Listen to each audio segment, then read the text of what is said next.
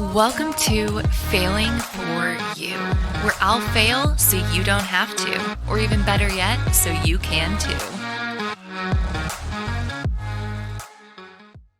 Hey everybody, welcome back to another episode of Failing for You. I'm your host, Jordan Yates, and today we're talking about how to grow your LinkedIn network. This is very interesting and near and dear to my heart, as most of my topics are. But before we get into the actual meat of it, I want to introduce a new segment that I'm going to do at the beginning of each episode called Failure of the Week. Now, I understand that the premise of my podcast is talking about things where I failed, how I succeeded, how I got through it, etc., etc. But sometimes there's some interesting little small failures I have that I don't necessarily think warrant their entire episode to themselves. And I just want to share more relevant recent failures I have and what I learned from them without making it an entire episode. Because things like growing your LinkedIn network, this is something ongoing for me that I've done for a while. But for failures of the week, it's something more recent, so you feel more up to date with my actual life. So let's enter this very first segment of Failure of the Week. Okay, so what was my failure this week? So last weekend was Christmas and I went home and visited my family, and every time I go home, I bring my little dog with me. By little, she's like 40 pounds, okay? She is still a puppy though, only 11 months, and she is my entire heart. Okay, I don't have kids, so I am full on dog mom-aholic. Like, that's me. I know it could be a little cringe here and there, but I love my dog and I'm not embarrassed about it. So when we went home, my poor little puppy got her ear bit by another dog. Long story short, we ended up having to go to the ER. She had to get stitches. It was super duper sad, and it all worked out. She's fine, but she's on a lot of drugs right now. She's really loopy and just really sad that she can't flap her ears around and go play. So you're wondering, okay, how did you fail? It wasn't my fault she got her ear bit. That's not what I'm gonna consider my failure this week. My failure this week is that it is now Wednesday night. This happened Saturday night. I have not been able to spend a moment apart from my dog because I'm just terrified that something is gonna go wrong, or she's gonna be sad and miss me, and that she's just gonna think that I don't love her, or she's gonna be really high from the drugs and then snap out of it and then realize that like I'm not there if I'm out and about doing something. Coincidentally, I also took this week off from work because I was supposed to be going out and doing fun things. So where I think my failure was in all of this is that I think I'm having a bit of trouble of not being a bit of a helicopter dog mom, and I'm letting anxiety make decisions for me. And that anxiety is that like I said, am worried something is gonna go wrong with her. But yesterday I finally left the house for about an hour and a half, went to the gym, went grocery shopping, came back. She was fine. Did she chew up my favorite hair clip? Yes, but she was fine. Needless to say, what I learned is, although sometimes it's warranted, don't let anxiety make your decisions for you. Sometimes we have to be brave for ourselves and for our little fur puppies. If you're watching on YouTube, I'm going to insert a picture of her here and what she looked like after she got her little head wrap and how silly and sad she looked. And then you'll understand why I had a hard time leaving, okay? Okay, I hope you enjoyed that quick little segment. Now back to the actual meat of the episode. The episode is called How to Grow Your LinkedIn Network. There are many different reasons why you may want to grow your LinkedIn network. A few of those may be, maybe you're in sales, maybe you're trying to find prospective customers within your industry and you're using LinkedIn as a sales tool. Awesome reason. Maybe you're just passionate about sharing your craft. Like recently, I've been really into soldering, and people on LinkedIn seem to care about that. Whereas on Instagram, not so much. So perhaps you're passionate about something technical and you want to share it with someone. Another good reason to grow your LinkedIn network. Maybe you're seeking some sort of community within your profession or that sort of hobby that I just mentioned. of maybe it's like a technical skill, but maybe it's not your actual job, and you want to find other people who are interested in it too. LinkedIn's awesome for that. Maybe you are looking for a job. You could be a college student who's trying to network, you could be in your career already, or maybe you're on the other side of it and you're trying to hire people. LinkedIn, amazing for finding jobs. I actually found the job I currently have from LinkedIn. Easy apply, hardly put any thought into it. A 10 out of 10 recommend looking for a job on LinkedIn. I think it's probably the easiest way to find a job. It also makes you seem more human too, to whoever you're applying to, because then you could sometimes reach out to the recruiter. That's another episode. Some other reasons you may be interested in growing your LinkedIn network would be if you're starting a company and maybe you don't want to create a website, but you want sort of a landing page for professional announcements or other related company things of social media. Another good reason. Now, what I'm going to do is give you sort of a step-by-step, 3 to 4 step guide of like how I grew my LinkedIn network, why I decided to, and how you can apply it if you relate to any of the reasons I just mentioned, or maybe something else and you just say, hey, I want to grow my LinkedIn network. Or maybe you're just doing it just because. Whatever you're doing, more power to you. Keep listening, and I promise to give you some useful tips. So first and foremost, I'm going to say this is step number 1.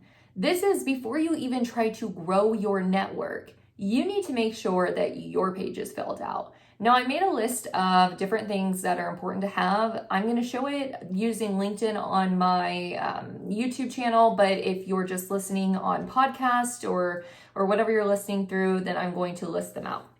So when making your profile, make sure you fill out the entire thing. Guys, if I have someone reach out to me and they don't have a picture or they don't have any experience and it's just like LinkedIn member XYZ, to me that's kind of creepy, and I don't want to knock it because maybe the person isn't very technically savvy, but if you are someone who's trying to grow your LinkedIn network to look more legitimate, listen to these steps and try to do the bare minimum of profile filling out and try to go above and beyond if you can. So to set up your profile, obviously if you have a LinkedIn account, this will be easy to follow. If you don't, then at least start by setting up a LinkedIn account. So there's a few things in there called your introduction or your intro of who you are, where you can go in and edit. Now, when you go in there, there's some information you have to have and some information that's optional. I say do it all. The more information, the better.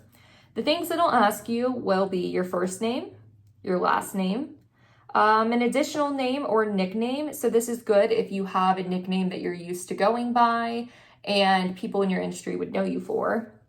Your pronouns, those are completely optional. It just depends if that's something that you feel is important to you. Your headline. Now, your headline is something I think is very, very, very important. And I've struggled to find what I would consider to be the perfect headline because this is just so important and you want it to encompass who you are. So sometimes if you just want to be plain and simple, your headline can just be your current job. So for me, my headline used to just be marketing engineer.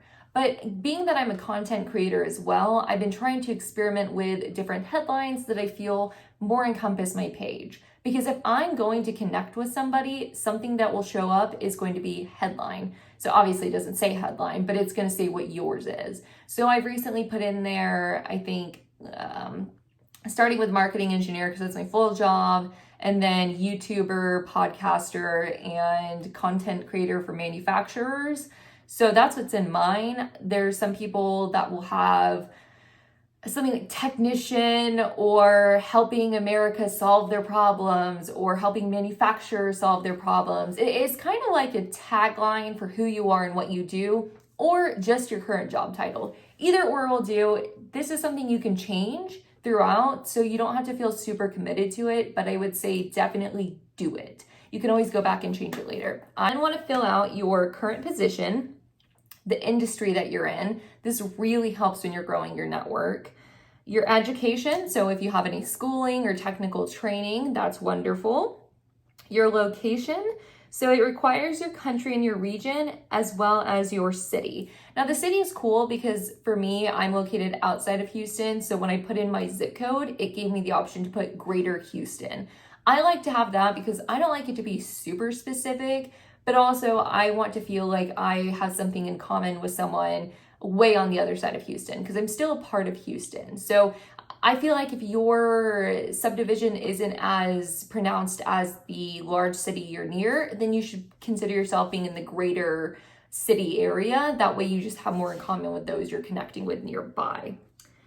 Next, there's the option for a website. Now this is very cool because if you are someone who is a content creator like me, or you do have a business with an actual website, you can put your website here, but it gives you the option to put link text. This is super important because you're either going to have a messy website link up in your bio, or it'll be like mine that says YouTube, podcast, and more. And it's a link where they click on it and they can go see all my other links. I love this feature. I love that you can customize your link. It just makes it feel more professional and more clean when it's with the rest of your profile up at the top.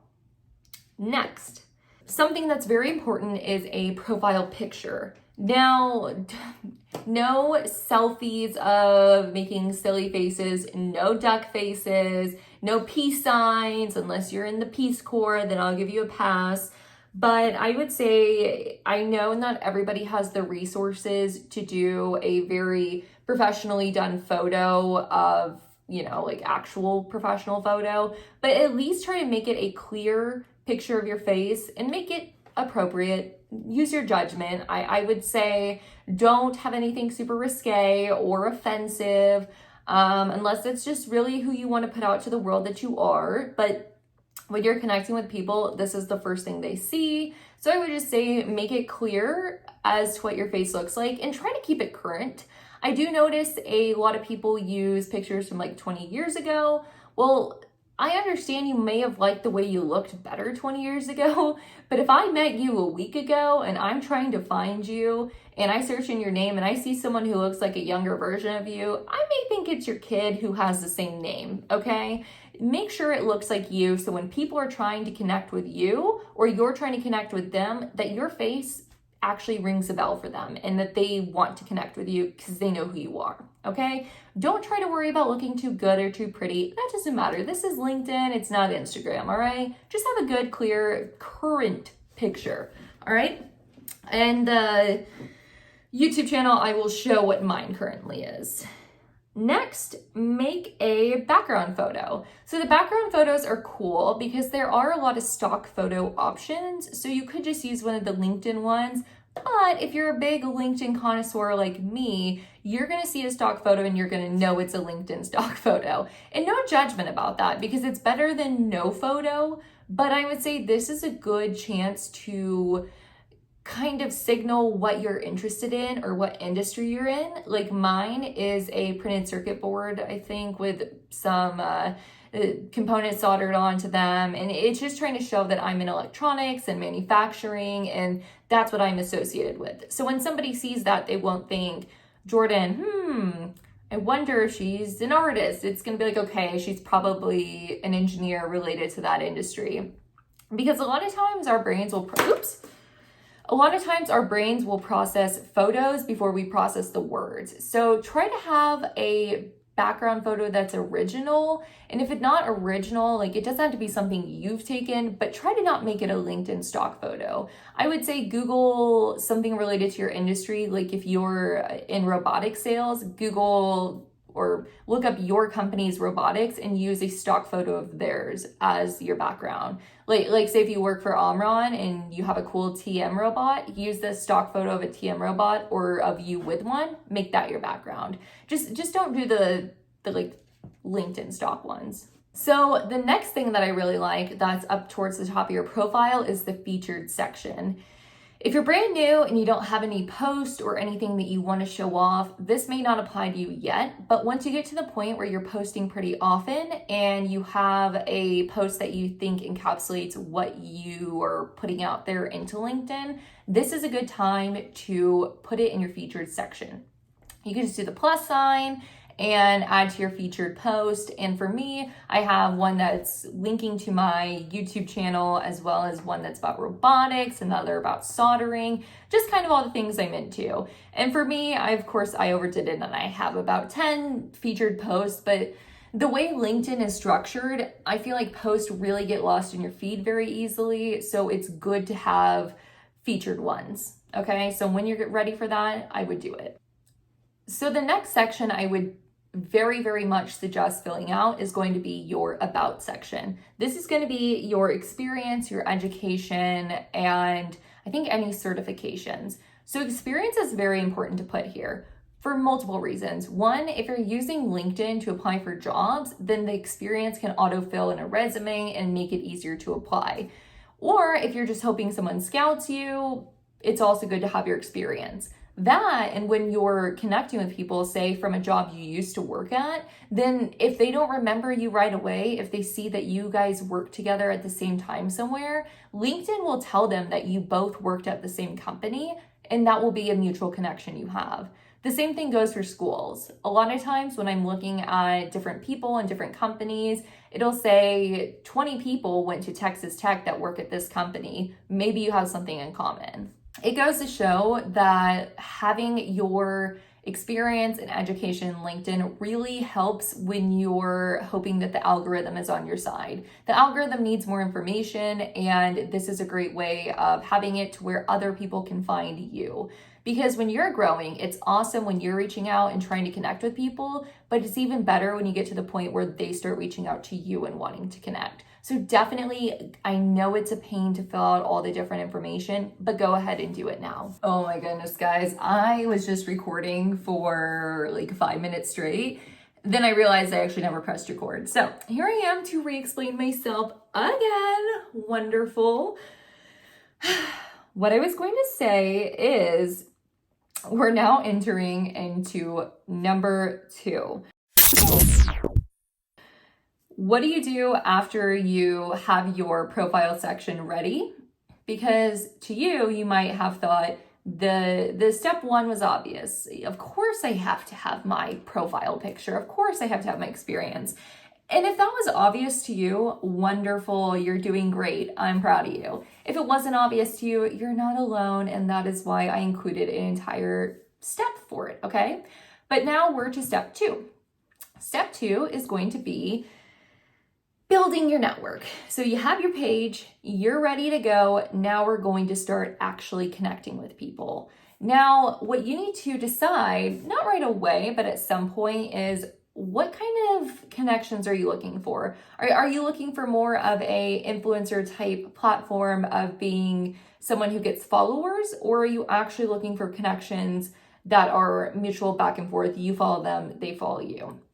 Think about that. Because if you want to be somebody who gets followers, then you can turn creator mode on. And in creator mode, you're able to make it to where instead of somebody's first option is to connect with you, it is actually just to follow you. So it'll turn the button from like a little person with a plus sign to just a big plus sign. That's up to you of how you want to go about it. I would say just start with regular connections and then go from there. You can always switch to creator mode whenever you feel like it. Now, a quick explanation of connections. There are first connections, second connections, and third plus connections. This may be obvious, this may be not. But a first connection is somebody who you've mutually connected with. So I sent you a connection, you accepted, we're first connections now. Or vice versa, you sent it, I accepted, we're first. A second connection would be something like, I'm connected with Bob and Bob is connected with Tracy, but I'm not connected with Tracy. So Tracy would be my second connection, and LinkedIn would say that we know each other through Bob.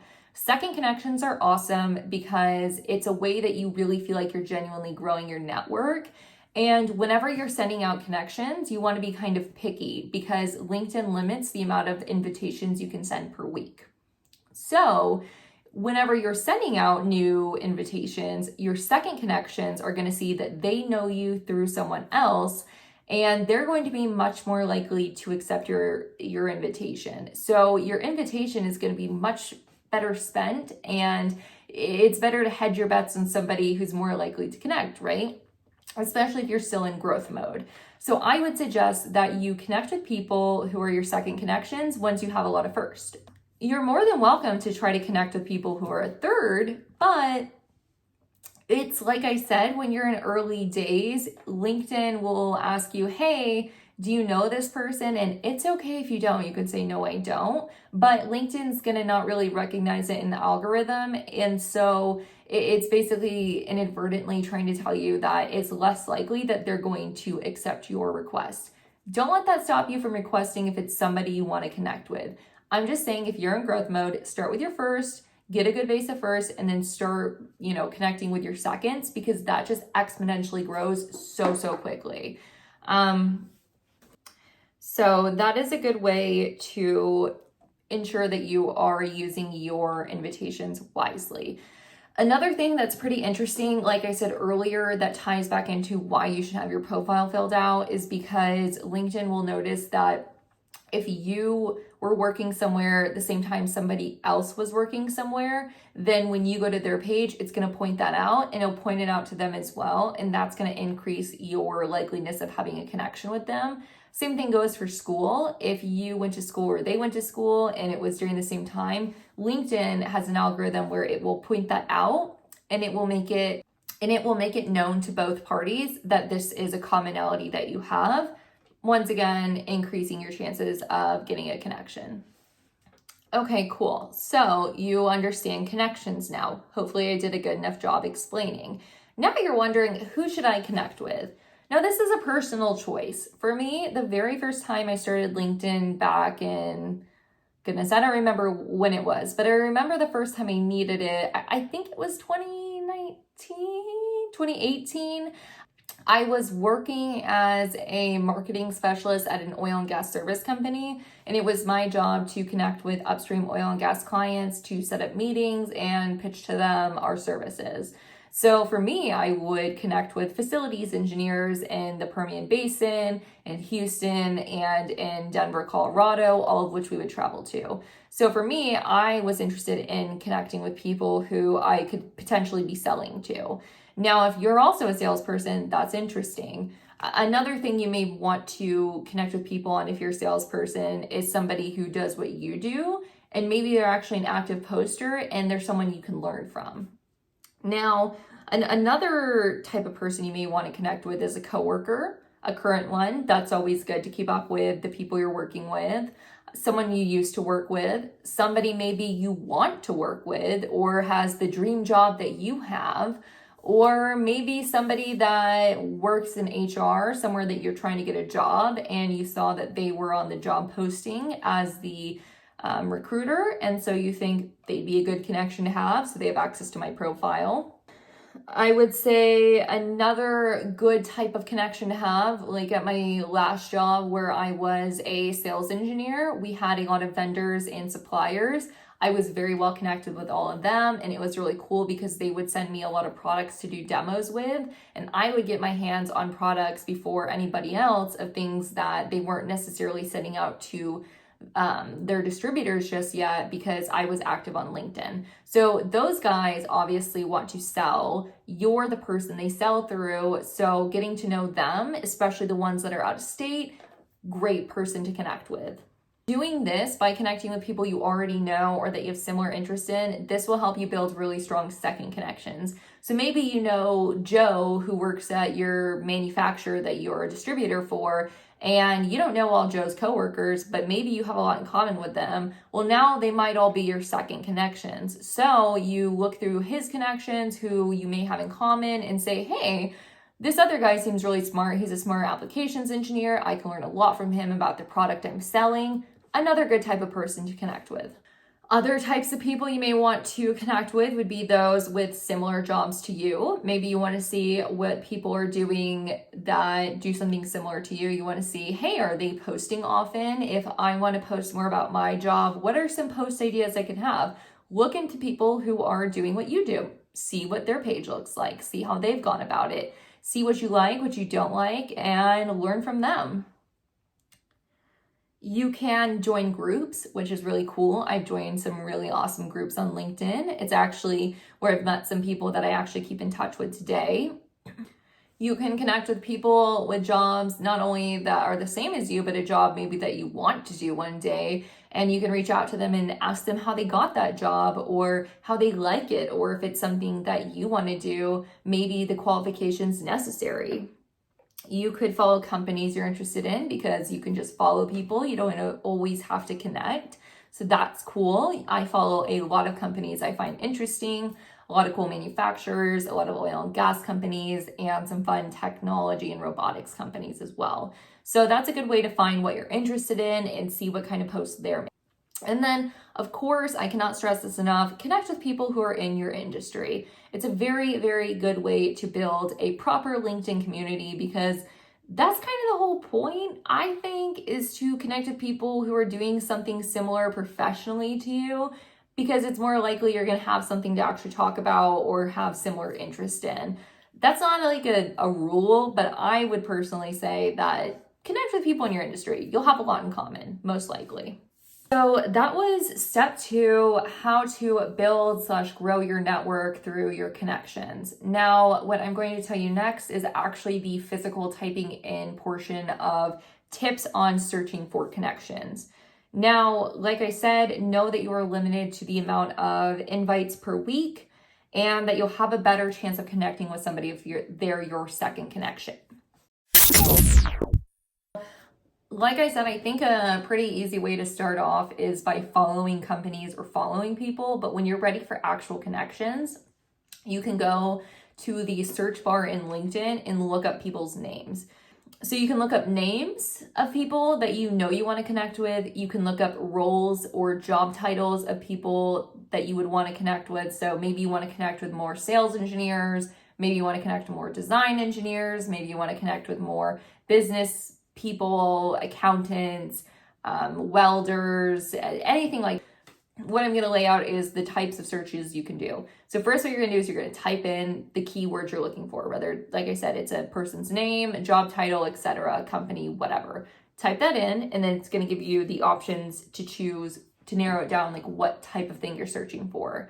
And they're going to be jobs, companies, people, posts, groups, schools, courses, events, and products.